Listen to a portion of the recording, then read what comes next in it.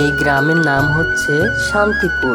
এই গ্রামের নাম যেমন শান্তিপুর, তেমন এই গ্রামের মানুষজনও সুশীল ও শান্ত জীবনযাপন করতে খুবই ভালোবাসে।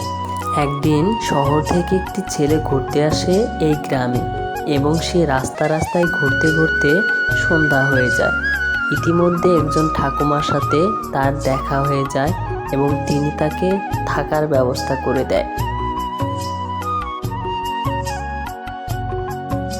ঠাকুমা তাকে সঙ্গে করে একটি রুমে নিয়ে যায়। তারপরে সে তাকে তার রুম দেখিয়ে চলে আসে। তারপর সে ঘুমিয়ে পড়ে। এদিকে সকাল হয়ে যায়।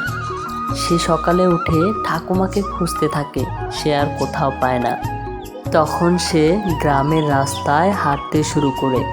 হাঁটতে হাঁটতে ইতিমধ্যে সে রাস্তায় গ্রামের দুইজন মানুষকে দেখতে পায় এবং তারপর সে সব কিছু খুলে বলে।